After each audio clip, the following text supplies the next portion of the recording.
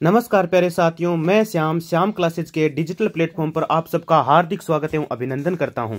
तो मित्रों, बात करने वाले हैं आज के वीडियो में रीट पात्रता परीक्षा 2025 यानी रीट पात्रता परीक्षा 2025 की हम बात करने वाले हैं मित्रों। और जैसा कि मैं आपको बता दूं कि सबसे पहले बहुत सारे कैंडिडेट ऐसे हैं जिनको मन में ये डाउट है। अब आपके पास देखो 55 दिन बचे हैं। कितने दिन बचे हैं? 55 दिन बचे हैं। इन 55 दिन की रणनीति जो है ना, वो कैसे आपको बनानी है, इस रणनीति की हम बात करेंगे। किस प्रकार से आपको पढ़ना है, क्या आपको पढ़ना है, कितना आपको पढ़ना है, क्योंकि 55 दिन बचे हैं, पूरा सिलेबस आप कवर नहीं कर सकते।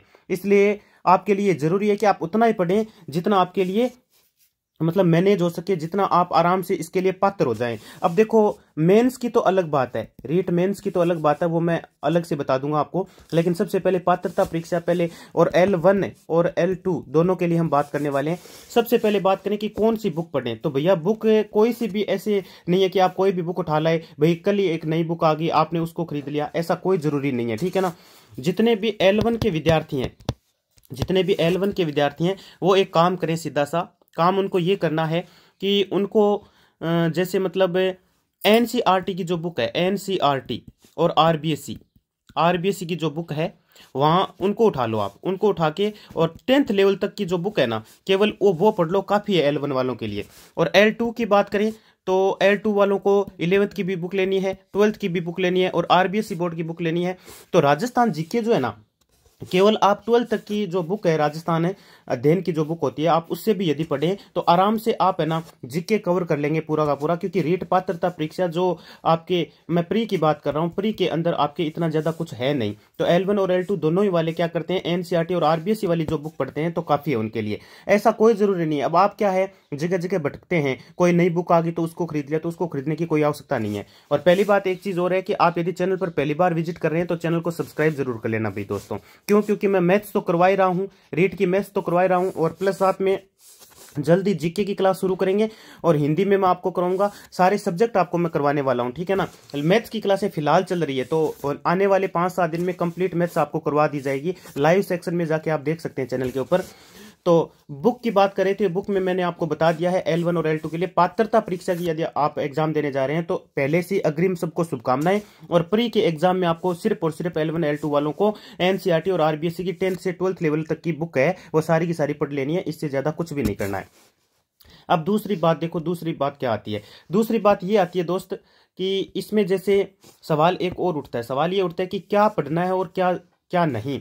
अब बहुत फर्क होता है क्या पढ़ने में और क्या नहीं पढ़ने में, ठीक है ना। तो पढ़ना वही है, जैसे मान लीजिए आप जीके पढ़ रहे हैं तो इसका मतलब ये नहीं है कि आप रात दिन जीके में लगे हैं। देखो कवर तो सारे ही करने पड़ेंगे। जो जो टॉपिक सरल हैं, आपको जो टॉपिक सरल लगते हैं उनको पहले तो बार बार पढ़ना शुरू कर दो, ठीक है।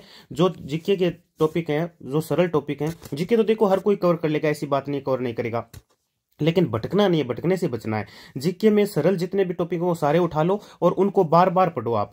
टॉपिक्स की बात करें तो टॉपिक्स में जैसे L2 वालों की बात करो या L1 वालों की बात करो। L2 में जो साइंस मैथ्स वाले हैं तो उनको तो मैथ्स के तो वही टॉपिक उठाने हैं जो ज्यादा आते हैं। ज्यादा कौन से टॉपिक आते हैं? अब इस बार है ना उतना ज्यादा आसान है नहीं, इस बार हार्ड आएगा पेपर, सीधी सी बात है भाई, ठीक है ना। उतना सरल नहीं आएगा जितना पहले आया करता था, क्योंकि हर जैसे जैसे दिन बदलते हैं, रात बदलते हैं, वैसे वैसे सिलेबस भी बदल गया है आपका, और अलग से आपको सिलेबस जारी भी करके दे दिया गया है। सबको पता है, सब अपना सिलेबस पास में रखें और उसको लेकर बैठें। और साइंस और मैथ्स वाले जो टॉपिक्स हैं वो टॉपिक्स उठाएं जो ज्यादा आते हैं। अब ज्यादा प्रश्न कहां से पुटअप होते हैं, बस वो टॉपिक उठा लो, बार बार उन्हीं को रिवाइज करते रहो, ठीक है। तो आराम से आप मेंटेन कर पाएंगे, टॉपिक्स आपके क्लियर हो जाएंगे, आपको ये भी पता चल जाए कि हमने कितना पढ़ना है। और पढ़ना है तो भटकना नहीं है। जैसे भाई मान लीजिए आप पढ़ रहे हैं, जीके की क्लास ले रहे हैं, या आप हिंदी की क्लास ले रहे हैं, या आप साइको की क्लास ले रहे हैं, ठीक है, साइको की क्लास ले रहे हैं, तो आप क्लास तो सारी ले रहे हैं, लेकिन आपने साइको लेते लेते बीच में कोई नोटिफिकेशन आ गया तो आपने तो वो उठा लिया, बस वहां पे चले गए, आप तो भटक रहे हैं। बार बार भटकने की आवश्यकता नहीं है मेरे दोस्त, आराम से एक ही चीज को पकड़ो, ठीक है। जैसे मान लीजिए आपको कोई भी, अब लाखों टीचर पढ़ा रहे हैं यूट्यूब पर, कौन नहीं पढ़ा रहा बताओ, लेकिन आपको एक को चुनना है, मात्र एक को चुन लीजिए। क्योंकि जगह जगह भटकने से अलग अलग किताबें आप पढ़ेंगे तो आप कवर नहीं कर पाएंगे और आप नहीं स्कोर कर पाएंगे। आपको यदि स्कोर करना है तो आपको क्या करना पड़ेगा, आपको हिंदी वाली जो बुक है आपके, हिंदी है, जीके है, साइको है, तो इन सबके वो टॉपिक उठाने जो सरल सरल टॉपिक हैं, जो आप कवर कर सकते हैं, जिनको बार बार पढ़ें, बस इतना काफ़ी है आपके लिए। आराम से आप है ना, आराम से आप 90 से 110 तक आराम से पहुंच जाएंगे। अब रही बात टारगेट की, बहुत सारे कैंडिडेट पूछते हैं कि टारगेट कितना रखें, तो टारगेट वाला और समझ लो आप। देखो टारगेट मैं बता देता हूं आपको कितना रखना है। तो त्रुटि सुधार को लेकर बड़ी खबर है, वो भी मैं बताऊंगा। अब टारगेट पहले, उससे पहले आप टारगेट जान लीजिए, टारगेट क्या रखना है आपको। ठीक है, बात करते हैं टारगेट की। तो टारगेट में अब ये टारगेट नहीं रखना है कि सर मैं तो जनरल से हूं, मैं तो 90-92 नंबर बना लूंगा और मेरे तो पास हो जाएगा पेपर, बस काफी है। इससे काफी नहीं है, टारगेट इतना मत रखो। टारगेट रखो तो आपको शिक्षक बनना है, देखो। और शिक्षक बनने के लिए ये 90-92 नहीं रखना आपको, आपको अपना टारगेट रखना है 110 प्लस का। ठीक है, इस प्रकार से पढ़ना है। अब कोई ओबीसी वाला है तो वो कहेगा सर मेरे तो काफी है, पीछे से बना लूंगा मैं तो पास हो जाऊंगा बस।